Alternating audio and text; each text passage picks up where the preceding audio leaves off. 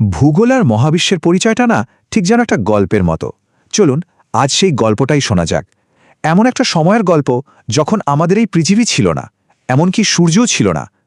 সবকিছু শুরুর আগের সেই সময়ে ঠিক কি ঘটেছিল, আসুন সেই মহাজাগতিক রহস্যের গভীরে ডুব দেওয়া যাক। এ কথাটা শুনলেই কেমন যেন একটা রহস্যের গন্ধ পাওয়া যায়, তাই না?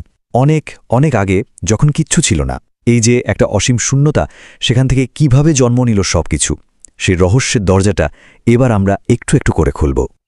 তো আমাদের এই যাত্রার প্রথম স্টপেজ হল মহাবিশ্বের সেই শুরুর গল্প, মানে একেবারে গোড়ার কথা। বিজ্ঞানীরা কিভাবে এই বিরাট ধাঁধার উত্তর খুলেছেন, চলুন সেটাই আগে জেনে নেই। আচ্ছা, মূল গল্পে ঝাঁপিয়ে পড়ার আগে একটা শব্দ আমাদের জেনে নিতে হবে, সেটা হলো কসমোলজি। কঠিন শোনাচ্ছে? একদমই না। সোজা কথায় মহাবিশ্বের জন্ম, এর গঠন, এটা কিভাবে বদলাচ্ছে আর শেষমেশ এর কি হবে, এই সব কিছু নিয়ে যে বিজ্ঞানটা আলোচনা করে সেটাই হলো কসমোলজি, মানে মহাবিশ্বের বায়োগ্রাফি আর কি। আর এই কসমোলজির জগতে সবচেয়ে বিখ্যাত যে থিওরি, তার নাম তো আমরা সবাই শুনেছি, বিগ ব্যাং থিওরি। পুরো ব্যাপারটা কিন্তু একদম সহজ, 3টে ধাপে ভাবা যেতে পারে। 1 নম্বর, ভাবুন এই পুরো মহাবিশ্বটা একটা ছোট্ট অসীম ঘনত্বের বিন্দুতে আটকে আছে। 2 নম্বর, তারপর প্রচণ্ড শক্তি নিয়ে সেই বিন্দুটার একটা অমছম বিস্ফোরণ হলো। আর 3 নম্বর, সেই বিস্ফোরণের ফলেই চারিদিকে ছড়িয়ে পড়া জিনিসপত্র থেকে আস্তে আস্তে তৈরি হলো গ্যালাক্সি, তারা আর আমাদের মতো গ্রহগুলো। কি অবাক করা ব্যাপার, তাই না? এই যে এত বড় একটা ধারণা, এটা প্রথমবার দিয়েছিলেন জর্জ লেমিত্রে 1931 সালে। কিন্তু প্রশ্ন হলো, এর প্রমাণ কি? সবচেয়ে বড় প্রমাণটা হলো বিজ্ঞানীরা টেলিস্কোপ দিয়ে দেখেছেন যে গ্যালাক্সিগুলো স্থির নেই, ওরা একে অপরের থেকে ক্রমশ দূরে সরে যাচ্ছে। ঠিক যেন বিস্ফোরণের পর সবকিছু যেমন চারিদিকে ছিটকে যায়, মহাবিশ্বটাও ঠিক সেভাবেই এখনও প্রসারিত হচ্ছে। কিন্তু দেখুন, বিজ্ঞানের মজাটা এখানেই। একটা ধারণা এলেই যে সবাই সেটা মেনে নেবে, তা কিন্তু নয়। বিগ ব্যাংয়ের একটা প্রতিদ্বন্দ্বী তত্ত্ব ছিল, নাম স্টেডি স্টেট থিওরি। দুটোর মধ্যে পার্থক্যটা খুব ইন্টারেস্টিং। বিগ ব্যাং বলছে মহাবিশ্ব একটা নির্দিষ্ট বিন্দু থেকে শুরু হয়ে বড় হচ্ছে, আর স্টেডি স্টেট থিওরি কথা হলো, হ্যাঁ মহাবিশ্ব বড় হচ্ছে ঠিকই, কিন্তু ফাঁকা জায়গাগুলো ভরানোর জন্য সমানে নতুন জিনিস তৈরি হচ্ছে, ফলে মহাবিশ্বের গড় ঘনত্ব সবসময় একই থাকছে। এই স্টেডি স্টেট থিওরিটা দিয়েছিলেন ফ্রেড হয়েল 1948 সালে। তার মূল আইডিয়াটা ছিল যে মহাবিশ্বের আসলে কোনো শুরু বা শেষ নেই, এটা চিরকাল ধরেই এমন আছে। যদিও এখনকার বেশিরভাগ প্রমাণ বিগ ব্যাং থিওরির দিকেই ইঙ্গিত করে, কিন্তু বিজ্ঞানের অগ্রগতির জন্য এই ধরনের ভিন্ন চিন্তাভাবনাগুলো কিন্তু খুব দরকারি ছিল। আচ্ছা, মহাবিশ্বের জন্মটন্ম নিয়ে তো অনেক বড় বড় কথা হলো।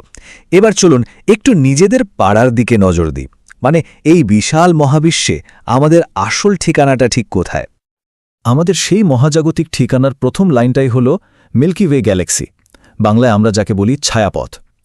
কোটি কোটি তারার এক বিশাল সমাবেশ, আর আমরা তারই এক কোণায় থাকি। আর এই যে বিশাল মিল্কি ওয়ে গ্যালাক্সি, আমাদের সৌরজগৎ কিন্তু তার খুবই ছোট্ট একটা অংশ মাত্র। মানে এতটাই ছোট যে তুলনা করলে হয়তো একটা ধুলোর কণার মতো লাগবে। একবার ভাবুন, আমরা কত বড় একটা জগতের মধ্যে আছি।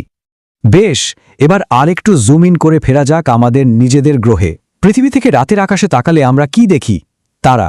আর হাজার হাজার বছর ধরে মানুষ এই তারাগুলো দেখেই আকাশে একটা মানচিত্র কল্পনা করে এসেছে।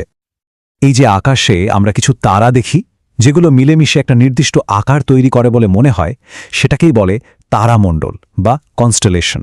ব্যাপারটা অনেকটা ছোটবেলার খেলার মতো, কয়েকটা ডট জুড়ে দিয়ে একটা ছবি আঁকা। মানুষ ঠিক এভাবেই আকাশে তারা জুড়ে জুড়ে বিভিন্ন ছবি কল্পনা করেছে। এরকম অনেক তারামণ্ডল আছে, তার মধ্যে দুটো খুব বিখ্যাত। একটা হলো ওরিয়ন, মানে শিকারী। এটাকে দেখতে লাগে যেন একজন শিকারী ধনুক তীর নিয়ে দাঁড়িয়ে আছে। এর সবচেয়ে উজ্জ্বল তারাটার নাম হলো রাইজেল।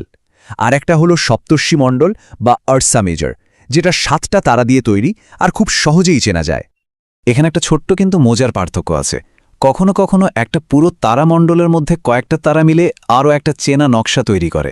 এই ছোট্ট নকশাটাকে বলা হয় অ্যাস্টেরিজম। যেমন ধরুন, ওই যে সপ্তর্ষি মণ্ডল, তার ভেতরেই বিগ ডিপার নামে একটা প্রশ্ন চিহ্নের মতো অংশ দেখা যায়। ওই বিগ ডিপারটাই হলো একটা অ্যাস্টেরিজম, যা আসলে আর্সা মেজর নামের বড় তারামণ্ডলটারই একটা অংশ। তো মহাবিশ্ব থেকে গ্যালাক্সি, গ্যালাক্সি থেকে তারামণ্ডল ঘুরতে ঘুরতে আমরা এবার আমাদের যাত্রার একেবারে শেষ পর্যায়ে চলে এসেছি। এবার ফেরা যাক আমাদের নিজেদের চেনা ঠিকানায়, আমাদের সৌরজগতে। আমাদের এই সৌরজগৎটা হল মিল্কি ওয়ে গ্যালাক্সির ভেতরে আমাদের নিজেদের ছোট্ট একটা পরিবার। এই পরিবারের কেন্দ্রে আছে সূর্য, আর তাকে ঘিরে ঘুরছে সব গ্রহ, তাদের চাঁদ বা উপগ্রহগুলো। সাথে আরও আছে ধূমকেতু, গ্রহাণু, এই সব কিছু নিয়েই আমাদের এই মহাজাগতিক বাড়ি। এই পুরো গল্পটা শোনার পর একদম শেষে এসে একটাই প্রশ্ন মাথায় ঘুরপাক খায়। এই যে এত বড়, এত বিশাল একটা মহাবিশ্ব, যেখানে কোটি কোটি গ্যালাক্সি আছে, আর আমাদের সৌরজগৎ সেখানে একটা বালির কণার থেকেও ছোট, সেখানে আমরা কি সত্যিই একা? এই ভাবনাটা নয় আজ আমাদের সঙ্গেই থেকে যাক।